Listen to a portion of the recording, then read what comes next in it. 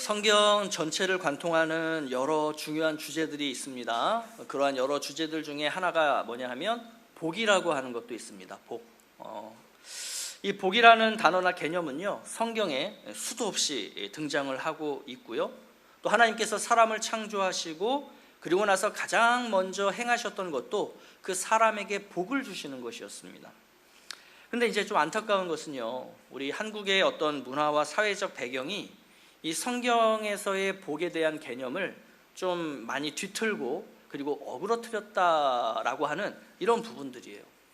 물론 뭐 다른 문화권, 다른 사회에서도 그런 현상들이 비슷하게 나타나기는 하지만요, 한국이 유독 심하다라는 것이 이제 우리 한국에 오셨던 외국의 선교사님들이나 또 우리 선배 1대 2대 목사님들의 공통적인 이야기이기도 합니다. 자, 그렇다면 이 어그러지고 뒤틀어진 복의 개념이라는 것이 뭘까요? 성경이 말씀하시는 복을 세상의 가치들로 보는 것이라고 할 수 있습니다. 가령 물질의 복, 권력의 복, 명예의 복, 이런 것들부터 시작을 해서 우리 자녀들 같은 경우는 좋은 대학에 들어가는 것, 또 우리 청년들 같은 경우는 연봉 많은 좋은 직장에 취업하는 것, 또 좋은 배우자 만나서 결혼하는 것, 또 세상에서의 어떤 성공과 출세에 관련된 것들, 그러니까 이런 것들이 한국의 그리스도인들이 가지고 있는 복의 개념들이다라고 하는 것입니다. 자, 그렇다 보니 이러한 것들이 없으면 내가 예수를 믿고 구원을 받았음에도 불구하고 나는 복받지 못하는 사람이야 라고 생각을 한다는 거예요. 자, 그러다가 이제 시험에 들기도 하고 또 그런 것들 때문에 교회 뭐하러 다녀? 그러면서 교회를 떠나기도 하고 심지어 이것 때문에 이제 하나님을 불신하게 되는 이러한 모습들이 이 한국의 우리 그리스도인들의 삶 가운데 많이 나타나고 있다는 겁니다. 이걸 단적으로 이제 보여주는 하나의 이야기가 있어요. 예전에 이제 강남에서 목회를 하시는 어떤 한 목사님의 이야기인데, 정말로 본인은 한 주 동안 우리 성도들에게 하나님이 주시는 말씀, 우리 교회에 주시는 말씀, 그래서 이 성경이 뭐라고 말씀하시는지를 정말 그 성경대로 하나님의 뜻대로 그 말씀을 정말 잘 준비해서 죄와 회개에 대한 메시지를 전하는데요, 어느 날 한 성도님이 이렇게 예배 끝나고 오시더니, 아니 목사님은 왜 성도들에게 복을 빌어주셔야지 자꾸 회개하라고 하느냐, 자꾸 이제 그런 설교하시면 저는 이 교회를 떠나겠다라고 이야기를 하셨다는 거예요. 그러면서 이제 이분이 한탄하시는 거예요. 뭐라고 한탄하시냐면, 야, 내가 목사인 거야 무당인 거야, 이런 표현을 하시더라고요. 내가 목사니 무당이니. 성경에서 여러분 아까 복에 대한 개념들이 여러 곳에서 등장한다라고 말씀을 드렸는데, 그 복에 대한 개념을 가장 잘 보여주는 본문 중에 한 곳이 어디냐면 오늘 본문이에요. 오늘 본문. 그런데 이 본문이 말씀하시는 것과 다르게 오늘 본문을 이해하시거나 또 복의 개념을 갖고 계신 성도님들이 더러 계시더라는 거예요. 그래서 오늘 우리가 좀 말씀을 함께 잘 살펴보시면서 이 본문에 대한 이해와 함께 그 복에 대한 개념을 여러분들이 좀 성경적으로 잘 정리하시면 좋겠어요. 자, 오늘 본문에는 핵심 주제 3가지가 등장합니다. 너무나 중요한 주제예요. 자, 첫 번째가 뭐냐면 믿음이라고 하는 주제입니다. 두 번째는 순종이에요. 그리고 나머지 3번째가 예배입니다. 믿음, 순종, 예배. 자, 이 3가지가 무엇과 연결이 되냐면 다 복이라는 것과 연결이 되고 있어요. 자, 그럼 이게 어떤 의미인지 우리 하나씩 좀 살펴가 보죠. 노아 이후에 하나님께서 이제 오랫동안 침묵하십니다. 그러다가 어느 날 이 아브라함이라고 하는 한 사람에게 말씀하세요. 뭐라고 말씀하시냐면, 너는 너의 고향과 친척과 아버지의 집을 떠나 내가 내게 보여줄 땅으로 가라, 이렇게 말씀하세요. 그러니까 명령이죠, 일종의. 그러면 이 명령에는 2가지의 중요한 행위가 담깁니다. 그게 첫 번째가 떠나라라는 거예요. 떠나라. 그리고 두 번째가 가라라는 겁니다. 가라. 얼핏 비슷한 것 같지만 너무나 중요한 2가지의 신앙적 행위라고 볼 수 있어요. 자, 그렇다면 고향과 친척과 아버지의 집을 떠난다라는 것이 여러분 이 아브라함 시대 때 어떤 의미였을까요? 자, 이것을 우리는 오늘날 너무 쉽게 고향과 친척과 부모님의 집이 있는 내 고향, 어디 저 시골, 전라남도 저 어디 시골에서 이 서울로 상경하는 것, 또는 지금 우리요, 저기 한국에 있는 우리의 고향과 친척과 아버지의 집을 떠나 이 낯선 땅, 또 낯선 문화, 낯선 사회인 이 중국 땅에 와 있는 것, 이렇게 우리가 생각을 할 수 있죠. 뭐 틀리지는 않지만 그러니까 그런 정도로 생각을 하시면 안 된다는 거예요. 자, 지금 아브라함이 떠나는 곳이 하란이라고 하는 지역이죠. 우리가 지난 시간에 이 하란이라는 땅을 뭐라고 우리가 살펴봤냐면 메소포타미아 고대 문명이 굉장히 발달했던 도시 중에 한 곳이라고 이야기를 했습니다. 그러니까 다시 말해서 도시라는 것이 당시에 형성되어 있었던 곳이고요. 그렇다 보니 그곳에서 상거래, 그러니까 상업이 활발하게 이루어졌고 또 문화가 생겨나고 사회라는 개념이 형성되어 있었던 곳이에요. 또 어느 정도 이렇게 치안이 이루어지는, 다시 말해서 안전한 정착 생활, 이것을 의미하는 게 고향과 친척과 아버지의 집을 떠난다는 그러한 개념입니다. 따라서 하란을 떠난다는 것은 단순히 그냥 내가 누리던 어떤 것들, 내가 어떤 지역적인 어떤 것들을 내가 떠나고 포기하고 뭐 이렇게 다른 곳으로 간다라고 하는 개념이 아니라 말 그대로 우리가 삶의 방식, 라이프 스타일이라고 하죠. 이 삶의 방식, 라이프 스타일을 완전히 뒤바꾸는 것을 의미하는 거예요. 특별히 아브라함이 이 하란을 떠나기 직전까지 소유했던 것들, 그가 누렸던 것들, 쌓았던 것들은 뭐냐면 다 우상숭배적 삶을 기반으로 하는 것들이었습니다. 우리 지난주 살펴봤죠. 아브라함 가정이 했던 일이 우상을 만드는 일이었어요. 우상과 관련된 비즈니스를 했던 사람들이에요.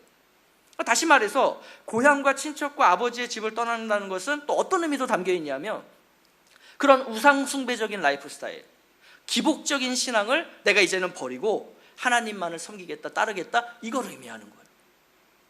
자, 이처럼 하나님의 복을 받을 사람들은요, 이 세상의 가치들로부터, 이 세상이 말하는 복으로부터 떠나야 한다는 거죠. 근데 지금 오늘날의 그리스도인들은 자꾸 그 복을 달라고 얘기를 해요. 이게 지금 맞는 겁니까? 맞지 않다는 것입니다. 그럼 어떻게 해야 돼요? 그렇게 이렇게 하나님이 말씀하시는 그 세상의 것들로부터 떠나 이제 어떻게 해야 되냐면 하나님이 가라라고 하시는 곳으로 가야 하는 것이죠. 떠나서 가는 것, 이거를 성경에서는 뭐라고 표현하냐면 순종이라고 표현하는 겁니다. 순종. 다시 말해서 하늘의 복은요, 누구에게 주어지냐면 순종하는 자에게 주어진다는 거예요. 순종하지 않으면 복을 받는다? 성립이 될 수가 없어요. 그게 성경의 이야기예요. 아니, 목사님 둘 다 받을 수 있는 거 아니에요? 없대요. 세상이 말하는 복들의 가치를 두는 사람은요, 하늘의 복을 받을 수 없고요, 또 하늘의 복의 가치를 두는 사람은 죄송합니다, 세상의 복을 받기가 어렵다는 거예요. 제 얘기가 아니고 성경이 그렇게 말씀하세요. 자, 그러면 하나님께서 아브라함에게 약속하신 복이 도대체 뭐예요? 하나님이 뭐라고 아브라함에게 복을 주셨어요? 그 내용이 2절부터 3절의 말씀이에요. 자, 우리가 이제 이걸 다시 한번 보실 텐데, 여러분도 한번 보실 때 몇 가지의 복의 내용이 있는지를 한번 보시면서 여러분들이 이거를 하나씩 좀 깊이 있게 같이 한번 잘 읽어가 보면 좋겠습니다. 자, 함께 읽어보죠. 자, 시작. 내가 너로 큰 민족을 이루고 내게 복을 주어 내 이름을 창대하게 하리니 너는 복이 될지라. 너를 축복하는 자에게는 내가 복을 내리고 너를 저주하는 자에게는 내가 저주하리니 땅의 모든 족속이 너로 말미암아 복을 얻을 것이라 하신지라. 아멘. 자, 그대로 띄워놔 주시고요. 띄워놔 주시고, 자, 복의 종류는요, 그냥 크게 세 가지예요. 2절에 있는 말씀대로 첫 번째는 큰 민족을 이루는 것, 두 번째는 복을 받는 것, 그리고 세 번째가 이름을 창대하게 하는 것. 그런데 여러분, 이 세 가지가 지금 우리가 볼 때 왠지 익숙해요. 이게 왜 익숙하냐 하면요, 사람들이 그 신할 평지에서 뭘 쌓았죠? 뭐 쌓았죠? 요 12장 직전에 바벨탑을 쌓았죠. 자, 이 사람들이 바벨탑을 쌓았던 목적 세 가지가 2절이에요. 자, 이 사람들이 어떤 목적으로 쌓았냐면 흩어짐을 면하자. 이게 바로 큰 민족을 이룬다는 개념입니다. 또 우리의 이름을 내자. 그게 이제 이름을 창대하게 하겠다는 하나님의 약속과 같은 거죠. 그리고 또 하나가 뭐냐면 그걸 짓는 이유가 뭐냐? 이제 하나님 없이 우리가 복을 만들자. 우리가 복을 쌓자. 우리가 복을 쟁취하고 누리자. 이런 개념인 거예요.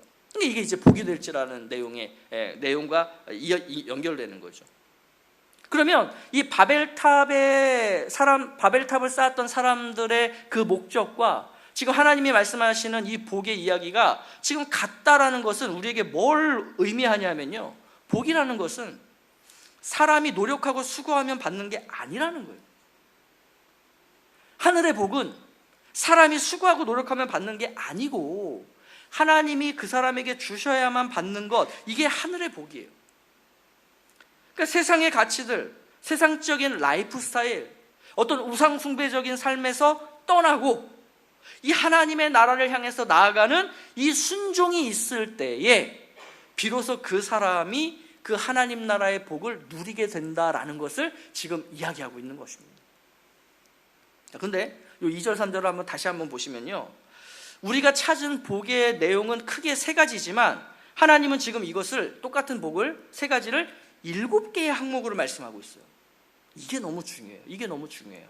자, 여러분들이 좀 이해하시기 쉽도록 제가 이 7가지의 복을 이렇게 한번 표로 그려봤어요. 자, 보시면 그림을 보시면 중간에 뭐가 있어요? 네 번째 언급되고 있는 너는 복이 될지라, 아브라함이 복이 되는 내용이 있어요. 자, 이 복 받는 것이죠. 이게 우리가 흔히 얘기하는 복 받는다, 복 받은 아브라함. 그러면 이 복의 내용이 뭐냐? 아까 우리가 살펴봤던 1번, 2번, 3번이죠. 그죠? 큰 민족 이루고 내게 복을 주고, 그러면 그 복이 이제 땅과 물질에 해당이 되겠고, 또 너의 이름을 창대하게 하겠다, 이거예요. 자, 그러면서 이제 오른쪽에 5, 6, 7번이 뭐냐면 이게 바로 복 받은 아브라함으로 인해서 이루어질 일들이에요. 자, 그러면 여러분은 요 지금 세 개의 항목 중에 포인트를 한 곳에 찍는다면 어디에 포인트를 찍고 싶으세요? 어디에 찍으시겠어요? 많은 그리스도인들이 이 창세기 12장 1절, 2절, 3절을 읽을 때 어디에 포인트 찍냐면 첫 번째 아니면 두 번째예요. 큰 민족을 이루고 내게 복을 주고 나의 이름을 창대하게 하고, 그러면서 야, 내가 복이 돼야지, 내가 복 받아야지, 여기에 포인트를 둔다는 거죠. 그럼 왜 거기에 포인트를 두느냐? 나는 하나님 주시는 복 받아서 복된 사람이 되고 싶어, 인 거예요. 틀리지 않아요. 우리 모든 그리스도인들은 하나님 주시는 복 받아서 복된 사람이 돼야 돼요. 근데 문제가 뭐냐면 세 번째로 안 넘어가려고 그래요. 5, 6, 7로 안 넘어가려고 그래요.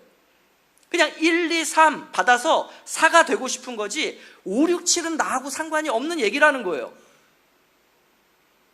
그래서 그런 분들에게 이제 물어요. 당신은 왜 그런 복을 받고 싶어요? 그 복 받으면 그 복으로 뭐 하려고 그러세요? 그러면 굉장히 당황해들 하세요. 이 질문에 답을 못해요. 왜 그런 줄 아세요? 아니 복 받으면 내가 편하게 잘 먹고 잘 살려고 그러는 건데 그걸 지금 나한테 왜 물어? 당황하는 거예요. 그런데 하나님께서 아브라함에게, 그리고 오늘날 우리 성도들에게 복을 주시는 이유와 목적은요 1, 2, 3, 4가 아니라는 거예요. 엄밀하게 얘기하면 왜 1, 2, 3, 4를 주시겠어요? 5, 6, 7을 이루시려고. 그러니까 하나님은 이 세 개 중에 어디에 포인트를 두고 계시냐면 5, 6, 7에 포인트를 두고 계신 거예요. 왜 하나님께서 아브라함에게 1, 2, 3, 4를 주시느냐? 아브라함이 복 받으면 하나님, 이 모든 영광, 오늘의 나를 있게 하신 우리 하나님 앞에 다 돌려드립니다, 이 말 듣고 싶어서 하나님이 1, 2, 3, 4 주시는 게 아니라고요. 하나님은 5, 6, 7을 원하시는 거예요. 5, 6, 7. 그럼 여러분 보세요. 5번이 뭐예요? 너를 축복하는 자에게 복을 주시겠다. 여러분, 우리가 지난 시간에 이거 한번 살펴본 적이 있어요. 아브라함을 축복하는 사람이 누구겠어요?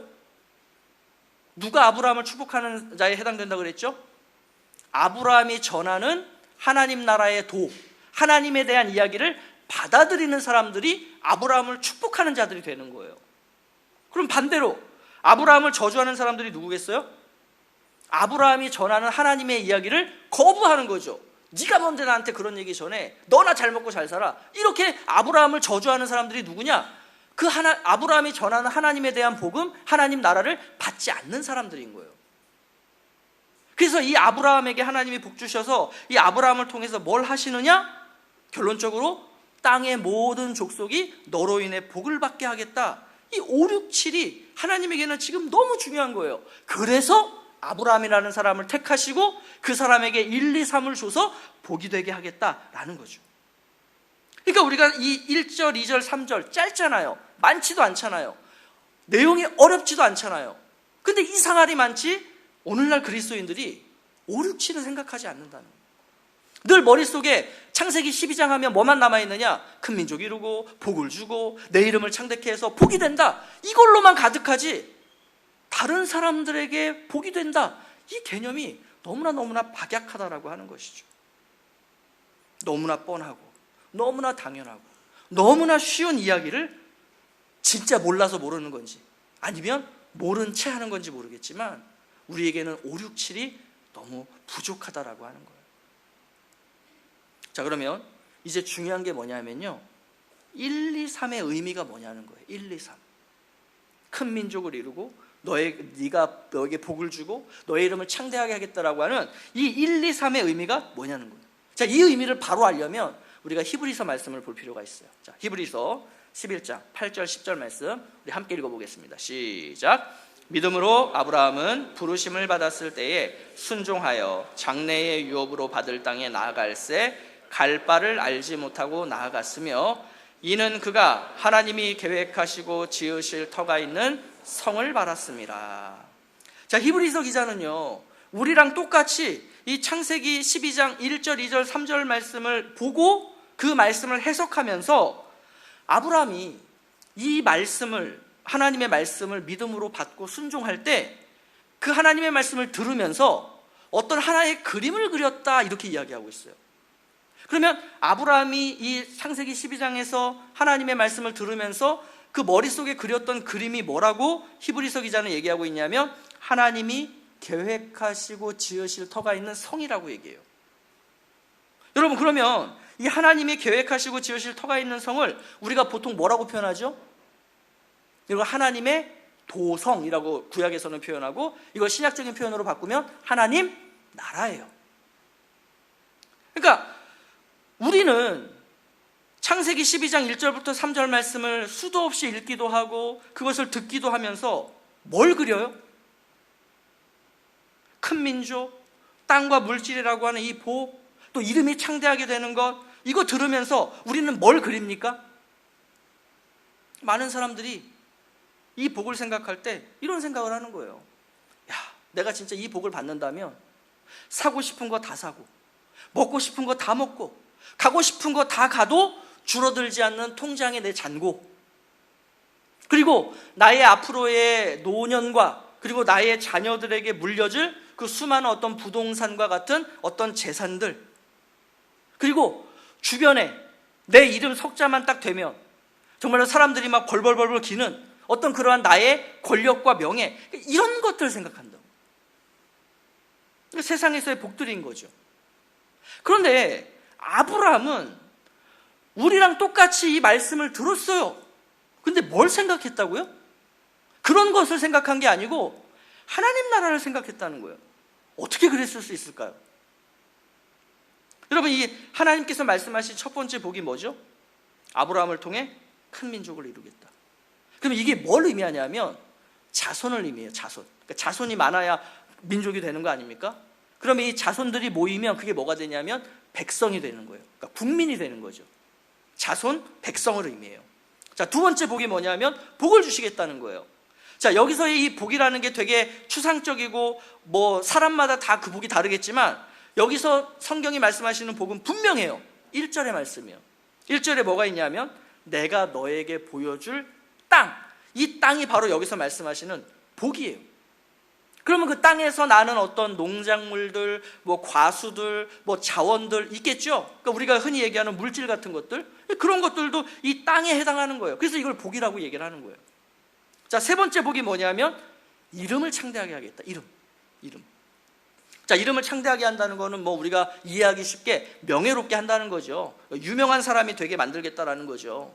자, 그런데 성경에는요, 이름을 창대하게 한다라고 하는 이 표현이 하나의 관용적인 표현처럼 어떤 인물을 표현할 때 거기 가서 딱 달라붙습니다. 그러니까 요 인물을 설명할 때만 요 이름을 창대하게 하겠다라는 표현이 가서 붙어요. 이 인물이 누군지 아세요? 왕이라고 하는 인물이에요. 왕. 그러니까 왕적인 존재. 다윗이라던가 시편에서 어떤 왕을 칭송할 때 그 왕에다가 갖다 붙이는 표현이 뭐냐면 이름을 창대하게 하겠다라고 하는 표현이에요. 그러니까 이름을 창대하게 하겠다라는 표현은 어떤 의미냐면 아브라함, 내가 너를 왕적인 존재로 만들 거야. 너의 후손들 가운데 수많은 왕들이 나타날 거야를 의미하는 표현이에요. 그러면 이 왕이라는 것을 또 다르게 표현하면 뭐냐면 통치권을 의미해요. 왕권을 의미해요. 이게 바로 이 이름을 창대하게 하겠다는 것의 의미입니다. 자, 그렇다면 정리를 해보죠. 하나님이 아브라함에게 주신 세 가지 복이 뭐예요? 첫 번째가 백성이에요. 두 번째가 뭡니까? 땅이에요. 세 번째가 뭐예요? 왕이에요. 왕권, 통치권, 왕. 그럼 이 세 가지가 뭘 의미할까요? 우리 저기 중고등학교 때 사회 공부 잘하신 분들, 우리 국가의 3요소가 뭐죠? 국가의 3요소 뭡니까? 경제와 정치와 뭐 법이에요? 국가의 3요소 영토, 국민, 그리고 주권이죠. 그죠? 그러니까 왕정 체제가 사라지고 이제 국민이 주인인 민주주의 국가들을 설명할 때 국가의 3요소를 영토, 국민, 그리고 주권, 그러니까 통치권이죠. 주권이라고 얘기해요. 그런데 아브라함 당시는 민주주의 국가가 아니죠. 이 당시는 아직도 왕적인 그 왕정 국가가 이제 막 세워지려고 하는 그런 시기라고 볼 수 있습니다. 그러면 이때 이제 왕적인 존재가 말 그대로 국가를 다스렸던 거죠. 다시 말해서 땅, 백성, 그리고 왕권이라고 하는 것은 나라를 이루는 핵심 요소 세 가지를 얘기하는 거예요. 그래서 아브라함이 이 하나님의 약속은 나라에 대한 이야기구나. 그냥 내 한 목숨 또는 내 가족들 이 땅에서 잘 먹고 잘 살게 해주시겠다는 그런 어떤 우상들이 얘기하는 그런 게 아니고, 이 세상이 얘기하는 복이 아니고 하나님의 저 약속의 복은 나라를 얘기하는 거구나를 아브라함은 알았다는 거예요. 여러분 한번 생각해 보세요. 하란을 왜 떠나요? 그 하란만큼 좋은 도시가 어디 있는데요? 그리고 여러분 오늘 본문에 뭐가 있냐면 아브라함은 이미 부자였어요. 많은 것들을 소유하고 있었던 부자였고 심지어 자신을 따르는 수많은 사람들이 있었어요. 그러니까 이미 아브라함은 왕 같은 사람이에요. 자기의 어떤 세력을 하란이라는 땅에서 굉장히 구축했던 그런 인물인 거죠. 그러니까 부자예요. 권력자예요. 이미 이름을 낸 사람이에요. 그런데 하나님의 그 약속의 말씀을 듣고 떠났다? 단순히 그냥 잘 먹고 잘 사는 문제가 아니고 하나님의 나라에 대한 그 개념을 아브라함은 알았기 때문에 그 말씀을 믿었고 그 말씀에 순종함으로 따랐다라고 하는 거죠. 근데 여러분, 우리 한번 객관적으로 생각해 볼까요? 지난주 우리가 11장 보면서 아브라함의 아내 사레가 어떤 상태라고 성경이 기록했죠? 불임의 상태다. 아기를 가질 수 없어요. 그런데 자손, 다시 말해서 백성이 이루어질 수 있겠습니까? 없겠습니까? 객관적으로 불가능하죠. 어려워 보이죠. 아니 아내가 불임인데 뭘 거기서 자손을 낳아서 백성을 만들고 국민을 만듭니까? 불가능한 얘기죠. 또 오늘 말씀 4절에 보니까 아브라함이 하란을 떠날 때 나이가 몇 세래요? 75세. 그러니까 노아 홍수 이후에 사람들의 수명이 굉장히 급속도로 줄어들긴 했어도 아브라함이 몇 년을 살았죠? 175년을 이 땅에서 살았어요. 그럼 우리가 보잖아요. 이렇게 175년을 한 사람의 생애로 보고 거기다 75세라는 것을 한번 딱 찍어보면 반을 넘어요? 안 넘어요? 반 안 넘죠? 75세라는 게.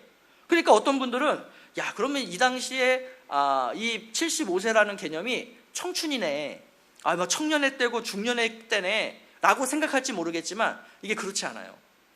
아브라함이 나중에 뒤에 가면 100세가 됐을 때 나는 이제 자녀를 낳을 수 없는 그러한 육신의 상태 가운데 있다라고 고백을 해요. 그렇다는 얘기는 이 75세를 성경이 굳이 기록하고 있는 이유가 뭐냐면 아브라함이 청년 중년의 때에 떠난 것이 아니고 노년의 때에 그 땅을 떠났다는 것을 의미하는 거예요. 그러니까 이미 자기가 안정적인 사회적인 기반을 다 만들어 놓은 그 노년인 75세의 나이에 뭐 때문에 거기를 훌쩍 떠나요? 하나님 나라를 위해서. 그 하나님의 약속의 말씀을 믿고 떠났다는 거예요. 그러니까 이걸 우리가 세상적으로 보면 뭐냐 하면 무모한 거예요. 무모한 거예요. 아니 그 안정적인 삶을 놔두고 왜 너 어디 가니? 아무런 실체도 없고 너 지금 나이가 몇 살인데 아니 당신 나이에 어디를 지금 간단 말입니까? 75세에 그러니까 이런 의미의 이 구절인 거예요. 그러면 그 75세에 시작해서 언제 나라를 이루고 언제 백성을 이루어갖고 언제 그러니까 소망이 없어 보이는 거죠. 뿐만 아니라 하나님께서 가라시는 땅인 가나안 땅을 딱 들어갔는데 어떤 상황이 벌어져요? 자, 6절 말씀 보겠습니다. 자, 아브라함이 그 땅을 지나 세겜 땅 모래 상수리 나무에 이르니 그때에 어떻게 했다고요? 가나안 사람이 그 땅에 이미 거주하고 있었어요. 아니 사람이 없어야 내가 이제 가서 울타리 치고 여기 이제 내 나라다, 여기 이제 하나님 나라다 이거 해야 되는데 이미 사람들이 막 바글바글한 거예요. 물론 롯도 데리고 가고 또 자기를 따르는 사람들과 함께 갔지만 그 사람들만을 가지고 그 거주하고 있던 가나안 사람들을 전부 몰아내고 그 땅을 차지한다? 불가능해 보이는 얘기라는 거예요. 다시 말해서 여러 가지 객관적인 상황들과 요소들은요, 하나님의 그 약속이, 세 가지의 약속이 아브라함에게 지켜질 수 있는 거야? 그 약속을 의심하게 만들고 있다는 거죠. 그런데 아브라함, 정작 본인은 어떻게 해요? 하나님의 말씀대로 믿고 순종했다는 거예요. 믿고 순종했다는 거예요. 여러분, 그래서 우리가 이 순종을 뭐라고 표현하냐면 믿음의 양식이다. 그러니까 양식, 겉으로 드러나는 양식이 있죠. 믿음의 양식, 믿음의 표현이라고 하는 거예요. 인간적으로 볼 때, 세상적인 가치와 기준으로 볼 때, 야, 이거 불가능한 얘기야. 근데 하나님이 가능하대요. 그러면 그 하나님의 말씀을 믿고 그 말씀에 따르는 것, 이게 바로 순종이에요. 다시 말해서 아브라함이 가나안 땅에 도착했다, 거길 갔다라는 것은 아브라함의 순종이 믿음으로부터 비롯된 것이다라는 걸 보여주는 일종의 표현이라고 하는 거죠. 자, 그러면 우리 아브라함이 어떠한 여정을 보냈는지를 한번 지도를 통해서 좀 간략하게 볼까요? 자, 저 우르라는 땅을 떠나서 데라가 그 가족들을 데리고 하란으로 갔죠. 원래 하란으로 간 게 하란이 목적지가 아니고 원래 가나안을 가려고 했지만 하란에 정착했다 그랬어요. 그리고 이제 거기서 한동안 머물다가 아브라함이 롯과 그리고 자신의 식솔들을 데리고 어디로 가냐면 가나안으로 떠납니다. 그럼 이제 저 밑에 있는 저 파란색 도착지 가나안, 여기부터가 이제 가나안이에요. 자, 그러면 이렇게 하나님 나라를 소망하며 땅을 정복하며 하나님 나라를 바랬던 이 아브라함이 그 가나안 땅에 도착해서 말 그대로 북쪽부터 시작해서 남쪽으로 쭉 관통해서 내려가는 겁니다. 그러면 오늘 본문에는 뭐가 있냐면 특별히 세 곳의 지명이 언급이 돼요. 첫 번째 지명이 우리 여기 지도에도 있지만 세겜이라는 곳입니다. 자, 두 번째 지명이 어디냐면 베델이에요. 그러니까 베델과 아이 사이라고 하는 베델 지역이고요. 그 다음에 이제 세 번째 지역이 어디냐면 이제 오늘 본문에는 남방이라고 되어 있는데 그 남방을 대표하는 지역 중에 하나가 헤브론이라는 곳이고 이제 거기 성경에는 네게부 광야, 네게부라고 하는 표현으로 나오기도 합니다. 그러니까 이 세 가지가 언급이 되는데 놀라운 게 뭔지 아세요? 자, 훗날 그 이스라엘 백성들이 가나안 땅을 정복할 때 이 세 곳을 중심으로 정복합니다. 그러니까 그 이야기가 뭐냐면 오늘 이 아브라함이 찍었던, 그러니까 다른 곳도 찍었을 텐데 왜 성경은 세겜과 베델과 요 남방이라고 하는 요 세 곳을 딱 잘라서 언급을 하고 있냐면 일종의 지금 아브라함은 가나안 땅을 정복했다라고 하는 것을 상징적으로 보여주는 거예요. 그냥 뭐 여행길을 간 것이 아니라 말 그대로 이것은 아브라함의 일정의 가나안 땅의 정복의 개념이라는 거죠. 그래서 정확하게 이스라엘 백성들이 이렇게 이 순서대로 이 가나안 땅을 나중에 정복해 갑니다. 그러니까 하나님의 약속의 말씀이 그렇게 성취가 된다는 것을 보여주고 있는 거예요. 자, 이렇게 하나님 나라를 소망하며 그 땅을 정복하며 그 하나님이 주신 복을 받은 이 아브라함이 뭘 했을까요? 그 가나안 땅에 들어가서 뭐 했을까요? 야, 이제 여기가 우리 땅이니까 자, 머리띠 다 머리띠 두르고 자, 다 칼 총 메고 그리고 이 땅에 있는 사람들을 전부 다 쓸어버린다. 그러면서 막 싸우고 머리끄댕이 잡고 막 이랬겠어요? 아니라는 거죠. 하나님의 나라는 그렇게 정복되는 게 아니라는 거예요. 그렇게 이루어지는 게 아니라는 거예요. 자, 아브라함은 이 땅을 정복하면서 뭘 반복적으로 하나? 자, 우리 7절 8절 말씀 한번 띄워주시면 자, 우리 파란색만 읽어볼까요? 자, 7절 시작. 자기에게 나타나신 여호와께 그가 그곳에서 제단을 쌓고, 자 8절 파란색, 그가 그곳에서 여호와께 제단을 쌓고 여호와의 이름을 부르더니. 그러니까 지금 아브라함은 가는 곳마다 뭐해요? 제단 쌓아요. 자, 이 직전에 11장에서의 사람들은 가서 뭐 쌓았어요? 바벨탑을 쌓았는데. 왜? 자기들이 하나님이 되려고, 자기들이 신이 되려고, 나의 행복과 나의 미래를 우리가 복을 쟁취하자라고 이 바벨탑을 쌓았는데, 하나님의 사람들, 믿음의 사람들, 순종하는 사람들은 뭘 쌓아요? 제단을 쌓아요. 그리고 하나님의 이름을 불러요. 여러분, 이 행위가 뭡니까? 제단 쌓고 하나님의 이름을 부르는 게 우리가 뭐라고 표현해요? 이게 예배예요, 예배. 아브라함은 자신을 가나안 땅으로 인도하신 하나님께 감사의 예배를 드렸고요, 또 이 땅을, 지금 내가 밟고 있는 이 땅을 이제 하나님께 다시 돌려드리겠습니다라고 하는 봉헌의 예배를 드리고 있는 거예요.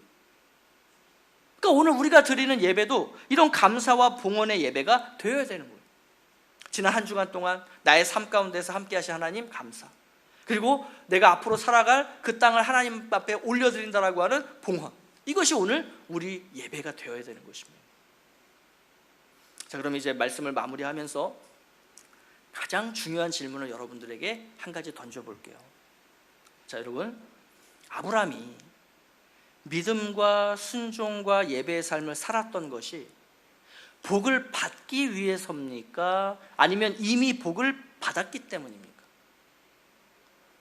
사실 오늘 우리 이 창세기 12장 말씀의 적용 질문이 이거예요. 아브라함이 믿음의 생활, 순종의 생활, 예배의 생활을 했단 말이에요. 왜 했냐는 거예요. 복 받으려고 했을까요? 복을 이미 받았기 때문에 했을까요? 자, 똑같은 의미의 내용을 다른 표현으로 제가 바꿔서 다시 질문해 볼게요. 하나님은 아브라함에게 네가 나를 믿고 네가 내게 순종하고 네가 나에게 예배 잘 드리면 내가 너에게 이 복 줄게 라고 하셨어요? 아니면 그것과 상관없이 나는 너에게 복을 주겠다라고 하셨어요? 하나님이 뭐라고 하셨어요? 여러분, 성경 어디에도요, 하나님이 아브라함에게 너 이거 세 가지 잘하면 내가 너에게 복 줄게 라고 하지 않았어요. 근데 이상하리 많지 오늘날 우리 그리스도인들은 내가 믿음 생활 잘하면, 내가 순종의 삶 잘 살면, 내가 하나님 앞에 예배 잘 드리면 하나님이 나에게 복 주시겠지라고 생각해요. 그 생각이 도대체 어디서 나온 거예요? 오늘 본문 어디에 그런 개념이 있어요? 똑같은 본문을 보고 똑같은 말씀을 듣는데 왜 누군가는 나는 이미 복받은 사람이기 때문에 나는 믿음의 삶을 살 거고, 나는 이미 복받은 사람이기 때문에 순종의 삶을 살 거고, 나는 이미 복받은 사람이기 때문에 예배의 삶을 살 것이다라며 그런 삶을 살아가고 있는데, 왜 어떤 사람들은 내가 믿음 생활 잘하면 하나님이 복 주신다고요? 내가 순종의 삶을 잘 살면 복 주신다고요? 내가 예배의 삶을 잘 살면 복 주신다고요? 그럼 내가 믿음의 생활 해야지. 그러면 내가 순종의 삶 살아야지. 내가 그러면 예배 꼭꼭 참석해야지. 여러분들은 어느 쪽에 해당하십니까? 아직도 내가 뭔가 이런 종교적인 어떤 행위들을 잘하면 하나님이 나에게 이 세상에서 잘 먹고 잘 살고 명예롭게 하고 권력을 주실 거야 라는 그 생각으로 오늘 이 자리에 나와 계신다면, 여러분 죄송하지만 그거 우상숭배예요. 그거 기복신앙이에요. 그거 하나님이 제일 가증스럽게 여기는 거예요. 아니 목사님, 왜 우리한테 맨날 그런 얘기 하세요? 죄송해요. 성경이 그렇게 얘기하고 있어요. 여러분, 우리 믿음 생활 왜 합니까? 하나님 말씀에 왜 순종하려고 하세요? 또 왜 하나님 예배하세요? 우리는 이미 복받은 자들이기 때문에 하는 거예요. 이미 복받은 자들이기 때문에. 내가 예수를 그리스도로 믿음으로 말미암아 하나님께서 아브라함에게 약속하셨던 것과 동일한 그 세 가지의 복을 구원이라고 하는 그 보따리에 담아서 우리에게 복으로 주셨다고요. 이미 우리는 복받은 자들이잖아요. 이미 우리 구원받은 자들이잖아요. 그런 구원받은 자들이 뭘 해야 되느냐? 믿음 생활하는 거예요. 순종의 삶을 사는 거예요. 하나님을 예배하는 거예요. 왜? 5, 6, 7번을 이루기 위해서. 5, 6, 7번.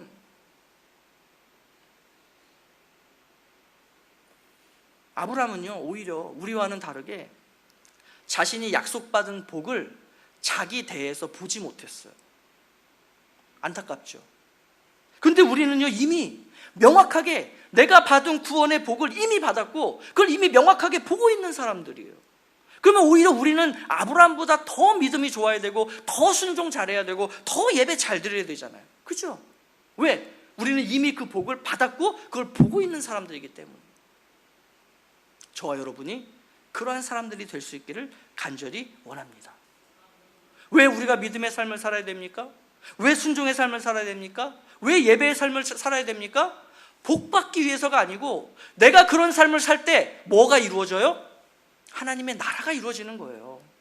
하나님이 세우실 터가 있는 성에 나의 그러한 믿음의 삶과 순종의 삶과 예배의 삶을 통해 그 하나님의 도성이 세워져 가는 거예요. 그걸 위해서 우리는 믿음의 삶, 순종의 삶, 예배의 삶을 사는 거지. 더 이상 복 받기 위해서라고 하는 이 개념을 여러분 다시 한번 가지시면 좋겠습니다.